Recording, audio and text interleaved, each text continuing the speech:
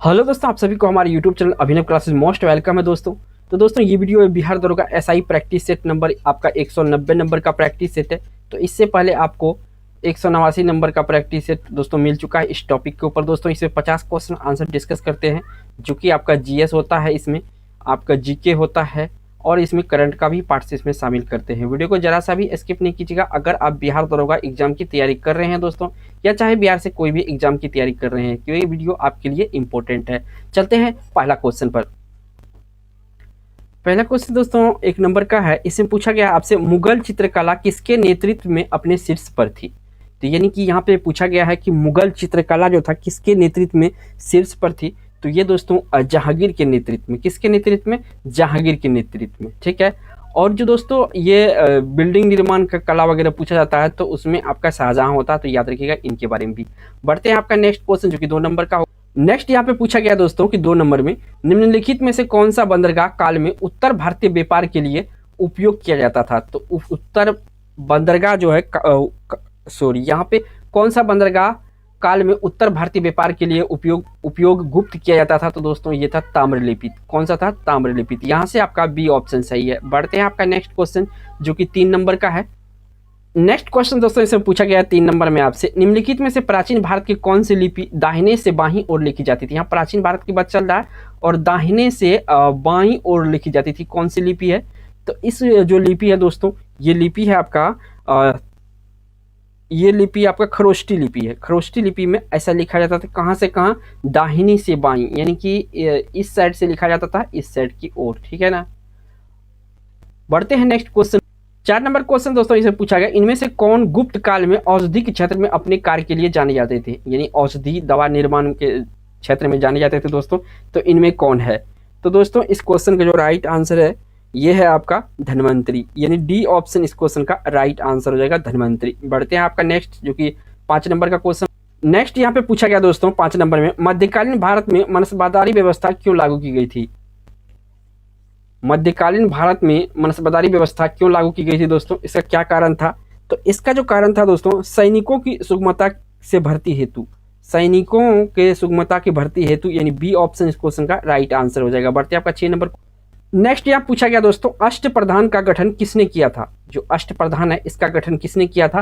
तो ये शिवाजी किया था दोस्तों। इसका गठन कौन किया था? शिवाजी किया था। बढ़ते हैं आपका 7 नंबर। नेक्स्ट यहाँ पूछा गया दोस्तों, दिल्ली के किस सुल्तान ने सबसे ज्यादा नहरों का निर्माण किया था। यहाँ पे सबसे ज्यादा नहरों का निर्माण किसने किया था? तो ये किया था दोस्तों आपका फिरोज शाह तुगलक। कौन किया था? फिरोज शाह तुगलक किया था। यानी इस क्वेश्चन का जो राइट आंसर है यहाँ से ए ऑप्शन सही है। बढ़ते हैं 8 नंबर क्वेश्चन पर।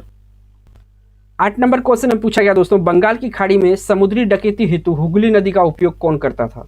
हुगली नदी का उपयोग कौन करता था दोस्तों? तो ये करता था पुर्तगाली। डकैती के लिए उपयोग करता था पुर्तगाली। बढ़ते हैं आपका 9 नंबर क्वेश्चन पर। नेक्स्ट क्वेश्चन दोस्तों इसे पूछा गया है 9 नंबर में, ठगों का उन्मूलन किसके नेतृत्व में हुआ था। ठगों का उन्मूलन किसके नेतृत्व में हुआ था? तो ये हुआ था कैप्टन सिलीमन के नेतृत्व में। किसके? कैप्टन सिलीमन के नेतृत्व में हुआ था। इस क्वेश्चन का राइट आंसर यहाँ से बी ऑप्शन है। बढ़ते हैं आपका 10 नंबर पर। नेक्स्ट क्वेश्चन दोस्तों यहाँ पे पूछा गया 10 नंबर पे, अफगानिस्तान के प्रति आक्रमण नीति किस वायसराय ने अपनाई थी। यानी अफगानिस्तान के प्रति आक्रामक नीति किस वायसराय ने अपनाई थी। तो ये अपनाई थी दोस्तों आपका लॉर्ड लिटन। कौन अपनाया था? लॉर्ड लिटन। बी ऑप्शन इस क्वेश्चन का राइट आंसर है। बढ़ते हैं आपका नेक्स्ट क्वेश्चन, जो कि 10 नंबर का होगा। 11 नंबर का क्वेश्चन है। इसमें पूछा गया दोस्तों, भारतीय राष्ट्रीय कांग्रेस की प्रथम महिला अध्यक्ष कौन थी। तो यहाँ पे पूछा है कि प्रथम महिला अध्यक्ष, तो ये इसका आंसर जो हो जाएगा ये हो जाएगा आपका दोस्तों श्रीमती एनी बेसेंट। अगर प्रथम भारतीय महिला पूछे तब आपका ऑप्शन हो जाएगा यहाँ पे क्या? सरोजिनी नायडू। फिलहाल यहाँ पे श्रीमती एनी बेसेंट होगा इस क्वेश्चन का आंसर। पढ़ते हैं आपका 12 नंबर क्वेश्चन पर। 12 नंबर क्वेश्चन दोस्तों यहाँ पे पूछा गया, व्यक्तिगत सत्याग्रह आंदोलन के प्रथम सत्याग्रही कौन थे। यहाँ पे पूछा प्रथम सत्याग्रही कौन थे। तो ये विनोबा भावे प्रथम सत्याग्रही थे दोस्तों। एक वीडियो में मैंने तीनों के बारे में बताया था दोस्तों, तो आपको दूसरा बताना है कि दूसरा सत्याग्रही कौन था, ठीक है। बढ़ते हैं आपका 13 नंबर क्वेश्चन। 13 नंबर का क्वेश्चन दोस्तों इसे पूछा गया, लंदन में इंडिया हाउस के संस्थापक कौन थे। जो लंदन में इंडिया हाउस के संस्थापक कौन थे, तो ये थे दोस्तों आपका श्याम जी कृष्ण वर्मा। श्याम जी कृष्ण वर्मा क्या थे? इंडिया हाउस के संस्थापक थे। इस क्वेश्चन का यहाँ पे ए ऑप्शन सही होगा। बढ़ते हैं आपका 14 नंबर क्वेश्चन। नेक्स्ट क्वेश्चन दोस्तों यहाँ पे पूछा गया 14 नंबर में, भागलपुर में नमक सत्याग्रह का नेतृत्व किसने किया था? भागलपुर में नमक सत्याग्रह का नेतृत्व किसने किया था? ये किया था दोस्तों महादेव लाल सर्राफ। कौन किया था? महादेव लाल सर्राफ के द्वारा जो भागलपुर में नमक सत्याग्रह का नेतृत्व किया गया था। बढ़ते आपका 15 नंबर क्वेश्चन। 15 नंबर का क्वेश्चन है, सन 1939 में बिहार में अंबारी सत्याग्रह का नेतृत्व किसने किया था? तो अंबारी सत्याग्रह का जो नेतृत्व किया था, ये किया था दोस्तों राहुल सकृत्यानंद। कौन किया था? राहुल सकृत्यानंद किया था। तो इस क्वेश्चन का यहाँ पे ए ऑप्शन सही हो जाएगा। बढ़ते हैं 16 नंबर क्वेश्चन पर। नेक्स्ट क्वेश्चन दोस्तों इसमें पूछा गया 16 नंबर में, वह प्रथा जिसके तहत किसान स्वयं भूमि का मालिक होता है और सरकार को भू राजस्व के भुगतान के लिए जिम्मेदार माना जाता है। तो ये इस क्वेश्चन का जो राइट आंसर आपको देना है। तो इस क्वेश्चन का जो राइट आंसर है दोस्तों, ये है आपका रैयतवाड़ी प्रथा। यहाँ पे रैयत में तो छूट गया दोस्तों, थोड़ा सा इसमें जो है कि टाइपिंग में मिस्टेक हो गया। तो रैयतवाड़ी इसको समझिएगा, रैयतवाड़ी प्रथा। इस क्वेश्चन का यहाँ पे बी ऑप्शन सही है। बढ़ते हैं आपका 17 नंबर क्वेश्चन पर। 17 नंबर क्वेश्चन है दोस्तों, निम्नलिखित में से कौन सा प्रत्यक्ष वित्त का स्रोत नहीं है? देखिए इसमें प्रत्यक्ष वित्त का स्रोत अगर ऑप्शन को पढ़ेंगे तो ये जो नाबार्ड है दोस्तों, नाबार्ड ये प्रत्यक्ष वित्त प्रदान नहीं करता है। तो इस क्वेश्चन का जो राइट आंसर है यहाँ से ए ऑप्शन सही होगा। और दोस्तों जो नाबार्ड है ज़्यादातर कृषि के लिए ये ऋण वगैरह मुहैया करवाता है। ठीक है, बढ़ते हैं आपका 18 नंबर क्वेश्चन। 18 नंबर का क्वेश्चन यहाँ पे पूछा गया, फुल फॉर्म ईपीसीजी का पूर्ण रूप क्या होता है? यानी इसका फुल फॉर्म क्या होता है दोस्तों ईपीजी का? तो ईपीजी का जो फुल फॉर्म होता है ये होता है एक्सपर्ट प्रोमोशन कैपिटल गुड्स। इसका फुल फॉर्म होता है ईपीसीजी का। यानी इस क्वेश्चन का यहाँ पे सी ऑप्शन करेक्ट हो जाएगा। बढ़ते हैं 19 नंबर क्वेश्चन पर।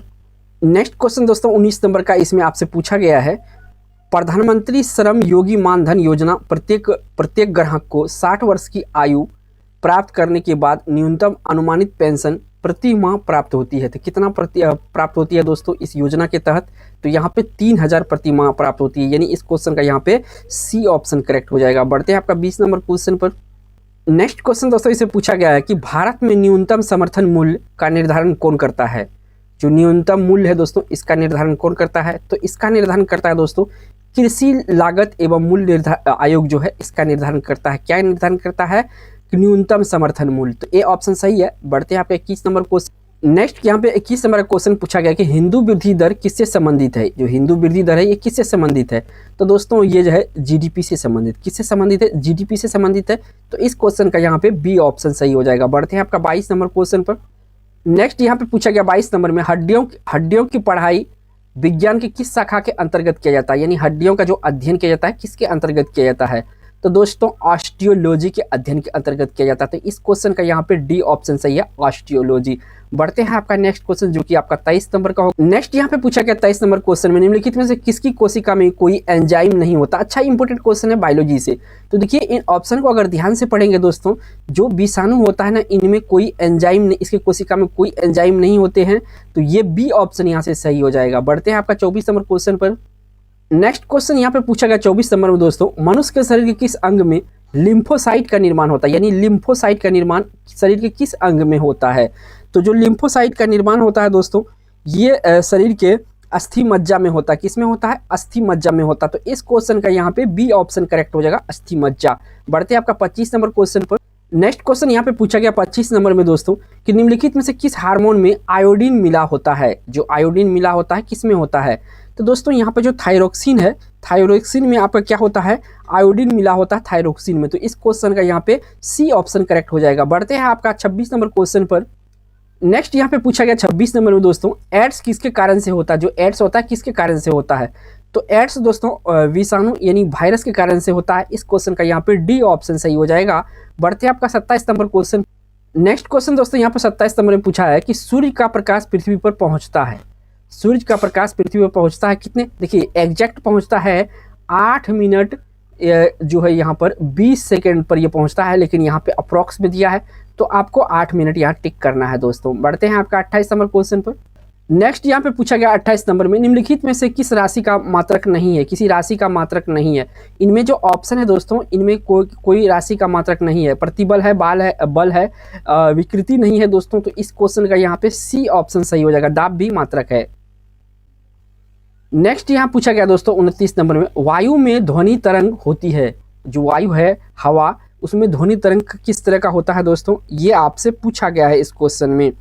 तो यहाँ पे जो है वायु में यानी हवा में जो तरंग दैर्घ्य होता है ये अनुदैर्घ्य होता है। क्या होता है, अनुदैर्घ्य होता है। तो इस क्वेश्चन का यहाँ पे बी ऑप्शन सही है। बढ़ते हैं आपका 30 नंबर क्वेश्चन पर। नेक्स्ट यहाँ पे पूछा गया दोस्तों 30 नंबर में 50 डिग्री सेल्सियस का मान फ़ारेनहाइट में स्केल में क्या होता है। अगर इसको फार्मूला से चेंज करेंगे दोस्तों तो ये जो हो जाएगा दोस्तों, कितना हो जाएगा, तो ये हो जाएगा आपका 122 डिग्री एफ यानी कि फ़ारेनहाइट। 122 डिग्री फ़ारेनहाइट हो जाएगा आपका 50 डिग्री सेल्सियस में। बढ़ते हैं आपका 31 नंबर। नेक्स्ट यहाँ पूछा गया दोस्तों 31 नंबर में शरीर का तापमान नियंत्रित करता है। शरीर का जो तापमान है ये कौन सा भाग नियंत्रित करता है। ये देखिए हाइपोथैलेमस ग्रंथि जो दोस्तों, ये शरीर का ताप, भूख, प्यास सारे का ये जो नियमन केंद्र होता है ये हाइपोथैलेमस होता है। इस सी ऑप्शन यहाँ पे सही हो जाएगा। नेक्स्ट यहाँ पूछा गया दोस्तों विद्युत धारा किस उपकरण से नापी जाती है। जो विद्युत धारा है ये किस उपकरण से नापी जाती है।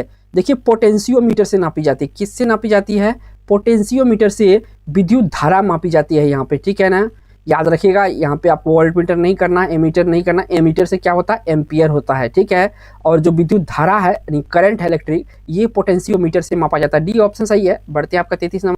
नेक्स्ट यहाँ पूछा गया दोस्तों 33 नंबर का क्वेश्चन है कि विद्युत शक्ति की इकाई है। विद्युत शक्ति का इकाई क्या है दोस्तों इसमें, तो विद्युत शक्ति का जो इकाई है ये होता है वाट। क्या होता है, वाट, यानी डी ऑप्शन सही है। वाट जो होता है विद्युत शक्ति की इकाई होता है। बढ़ते हैं 34 नंबर क्वेश्चन पर। नेक्स्ट यहाँ 34 नंबर क्वेश्चन में दोस्तों पूछा गया कि निम्नलिखित में से किस देश में सबसे अधिक संख्या में द्वीप है। किस देश में सबसे अधिक संख्या में द्वीप है दोस्तों, तो इस क्वेश्चन का जो राइट आंसर है सबसे ज़्यादा जो द्वीप है इंडोनेशिया में है। किस में है, इंडोनेशिया में। इसके बाद फिलीपींस, दूसरा मालदीव आता है। बढ़ते हैं आपका नेक्स्ट क्वेश्चन जो कि 35 नंबर। नेक्स्ट क्वेश्चन दोस्तों यहाँ 35 नंबर में पूछा गया निम्न में से कौन सा देश विश्व का सबसे अधिक केसर उत्पादन करने वाला देश है। तो यहाँ पे दोस्तों जो ईरान है, यहाँ डी ऑप्शन थोड़ा सा नीचे है। जो ईरान है सबसे ज़्यादा केसर उत्पादन करता है विश्व में। अगर दोस्तों भारत में पूछे कि भारत में सबसे ज़्यादा केसर कौन सा राज्य उत्पादन करता है, तो ये करता है जम्मू एंड कश्मीर। तो ये भी पूछा जाता है एग्जाम में। बढ़ते हैं आपका 36 नंबर क्वेश्चन पर। नेक्स्ट क्वेश्चन दोस्तों यहाँ पे पूछा गया है 36 नंबर में कौन सा देश विश्व का सबसे अधिक यूरेनियम उत्पादन करने वाला देश है। इसमें यूरेनियम उत्पादन सबसे अधिक करता है, इनमें से कौन सा देश है। तो ये देश है दोस्तों आपका कजाकिस्तान। यूरेनियम उत्पादन जो है कि यहाँ पे प्रमुख होता है, प्रमुख देश है यूरेनियम उत्पादन में। तो इस क्वेश्चन का यहाँ पे ए ऑप्शन सही है। बढ़ते हैं आपका 37 नंबर। नेक्स्ट क्वेश्चन दोस्तों इसमें पूछा गया है कन्याकुमारी से सटी पहाड़ियाँ है। जो कन्याकुमारी से सटी पहाड़ियाँ हैं ये कौन सा पहाड़ियाँ हैं, तो दोस्तों ये है कामम पहाड़ियाँ। कामम पहाड़ियाँ जो है कन्याकुमारी से सटी हुई है। नेक्स्ट यहाँ पूछा गया 38 में निम्नलिखित में से गंगा नदी घाटी का भाग कौन सी उपनदी है। तो इनमें से गंगा नदी घाटी का भाग कौन सी उपनदी है, तो ये उत्तरी कोयल जो है दोस्तों, उत्तरी कोयल ये है। यानी कि इस क्वेश्चन का जो राइट आंसर है यहाँ पे बी ऑप्शन सही है। गंगा नदी घाट का उपनदी भाग जो है ये उत्तरी कोयल है, यानी बी ऑप्शन यहाँ सही है। बढ़ते हैं 39। नेक्स्ट क्वेश्चन दोस्तों इसमें पूछा गया कि निम्नलिखित में से किस पहाड़ी पर चाय बागान नहीं है। इनमें से किस पहाड़ी पर चाय बागान नहीं है, तो यहाँ पे देखिए दोस्तों ऑप्शन को ध्यान से देखिएगा, थोड़ा सा डिफिकल्ट क्वेश्चन किया है। तो यहाँ पे कानन देवी है, नीलगिरी पर है, दार्जिलिंग जो कि फेमस है ये तो है ही है।